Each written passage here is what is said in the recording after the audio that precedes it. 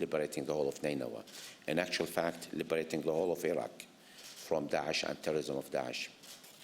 We have established a very good working relationship, which has not happening in the history of Iraq, for the Iraqi security forces, for Iraqi military to fight alongside the Peshmerga and vice versa.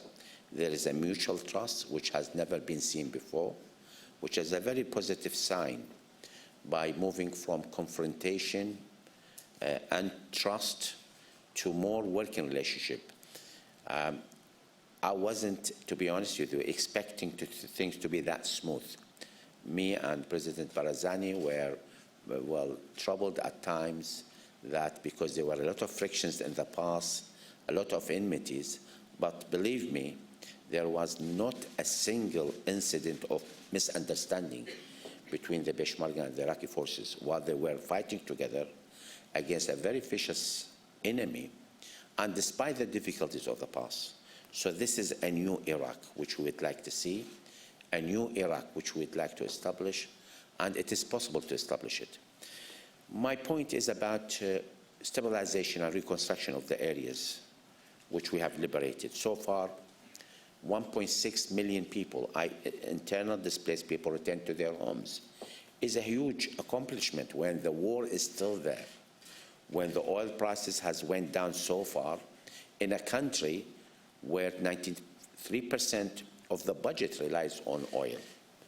And despite that, we have been able to stabilize these areas, to provide the minimum of the services to the people so people can return to their areas.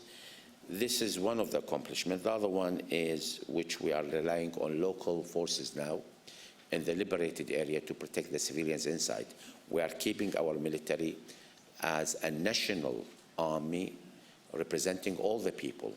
I remember 2 years ago when I took office, many of our military commanders would tell me they feel very uncomfortable at checkpoints when they go to the southern governorates and other areas, because the people would curse them and tell them, you let us down. We are not proud of you. Now, Iraqi people are proud of our military. They are proud of our security forces. They see them as a national hero. They represent all Iraqis, because our direction to them is to respect people, to respect human rights. For you to fight for the country, you have to win over the people. When you want to arrest a terrorist or a criminal, you should just arrest that criminal or a terrorist, and you should behave properly with his family and the rest of the population. You don't want to arrest one person and make another 20 enemy of the state or enemy of the society. I think the whole behavior of our security forces has been transformed. I'm not saying there are not excesses of human rights. It still happens. This is a war, and you cannot control the whole apparatus of our security forces and the community at large, but at least we hold them accountable. We are not allowing any incident which we know about. There may be other incidents which we don't have proof about, we don't have enough information about, but where we know about, we have enough information about, we'll take action. And we reprimand these responsible for these acts. And I think commanders and others, they know that if they make something wrong, they'll be held accountable for their action.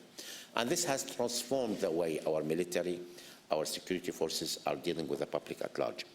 I think we have won over our population. We have extended our hands to all communities inside Iraq.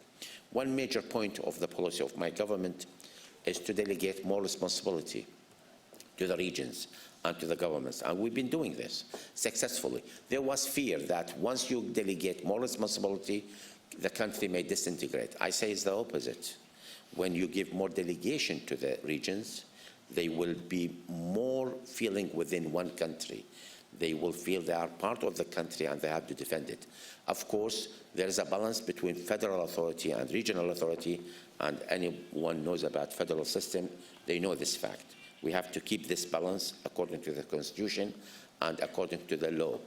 And of course, we have to build our institutions. Iraq has been always a central state, where it's governed from the center. So most check and balances are made from the center. We don't have check and balances, many checks and balances in the region. So I think we have to make these check and balances in the region more powerful. We have to build them in the institution way, and we have to give more support so that politicians can be held accountable to what they do.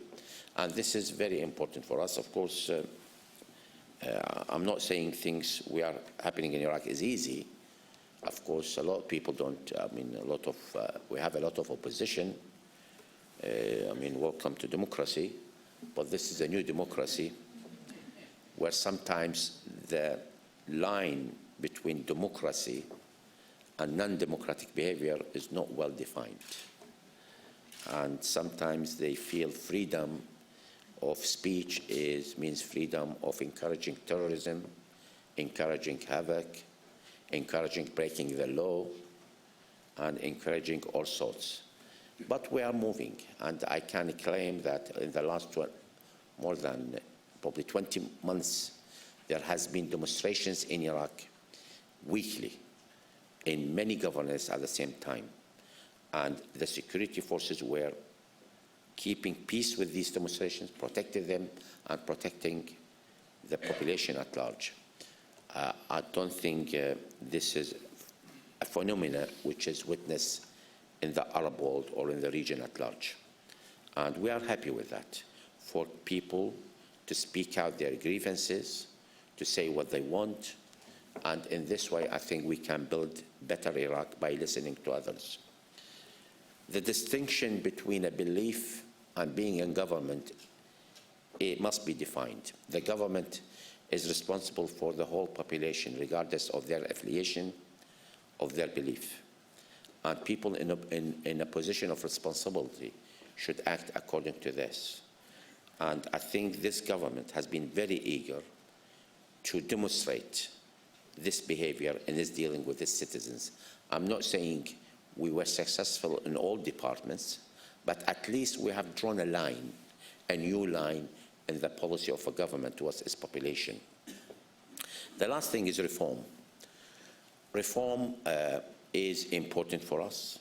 We have to bring back the trust of the people in the system, in the way we govern the country. This is a new democracy. It will be a sad day for all of us if people believe dictatorship is better than democracy. Because if democracy didn't protect them, didn't provide for them, if there are corruption in the political system, and the political system is unable to correct the corruption of politicians and others in responsibility, I think we'll fail. So reform is a must. We must go through reform, but I tell you, it's not an easy task. From my experience in reforms, you get people who are very close to you who become against you, because in reform you do things which people don't like, especially people in position and people who have authority. I've been through this. I say probably I'm lucky that I survived so far, but I think we are almost there. I think this is a job of a leader or a prime minister of a country to deliver at the end of the day to the people. We are liberating our areas despite our economical difficulties, and we are killing Daesh. We are proving that Daesh can be killed. Daesh can be eliminated. And we can do it, not only in Iraq, in the region. I'm encouraging our allies and our friends to stay focused. We shouldn't lose focus. We shouldn't give Daesh a second chance, or the terrorist organization similar to Daesh. If we stay focused, we can eliminate this terrorist organization. And we can prevent similar terrorist organization from coming back. Working together, I think we can be successful. Thank you very much.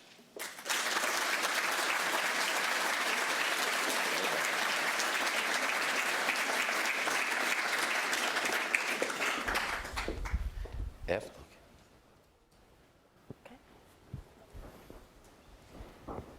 Thank you, Your Excellency. Thank you for those comments. And we now have an opportunity to have a conversation, and I've already received a sheaf of questions that people are eager to ask of you. But maybe we can start with what probably is on many people's minds. You've come directly from the White House to this event. What are your reflections on that conversation? Did you hear what you needed to from President Trump and how plans are going? Well, the important thing for us was that we see an administration and a president who see and appreciate what we are doing and give us support and or continue the support. And I think we have seen plenty of that. I think the administration and the president recognizes the importance of Iraq, the role Iraq played in Iraq and in the region, and we have been given assurances that the support will not only continue, but will accelerate for Iraq to accomplish the task. I think we are happy with the meetings, and we're happy with the meeting with you here, and we're looking forward to meeting Congress as well, and others other companies. I've seen a lot of interest. I've heard now there is the double of the number of companies who have shown interest to work inside Iraq. And we're meeting them today as well. And we hope through this cooperation in trade, commerce, energy, education, culture, other aspects, I think we build a better relationship between Iraq and the United States. And you are here, of course, for the anti-ISIS conference. What do you most want out of that?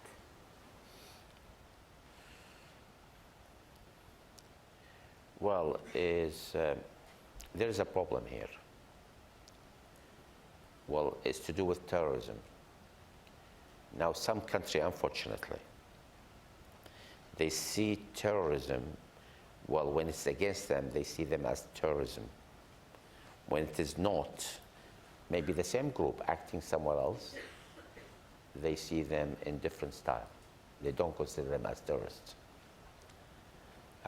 I'm not happy with a lot of outlets, media outlets in the region, who are still providing support for terrorists under different names. Terrorism is an ugly phenomena. We have seen it in Iraq. It split families. It split communities. It destroys whole life of people. It destroys infrastructure. Now is our ministry worked on the cost of the damage Daesh caused before. This is before NATO. NATO is not included. It's about $35 billion to the Iraqi economy. That's not counting the effect on the public at large. That's only in terms of infrastructure and others. So I hope we see it that way. I still don't see a coherent media campaign against Daesh. Still, regionally, you're talking. Yes, regionally. Still, Daesh are receiving funds. There are still recruits are coming from all over to Daesh. Yes, it's declining. At the moment, young people are not going for Daesh in large numbers as before. And Daesh is really are running out of fighters. And we're glad to see that. But still, there are still, we need to probably, if you look carefully, in the Arab world, in the region, there are many terrorist activities in there. Look, Iraq, Syria, Egypt, Libya, and other areas. Probably Yemen as well. So I think we have to stay focused on this, and we have to remove terrorism from being used in regional conflict. Countries are using terrorists for their own regional conflict, and that's what gave rise to Daesh. Daesh was not spontaneous. It was not just grown overnight and crossed the Syria-Iraq border. They've been enabled. A lot of support were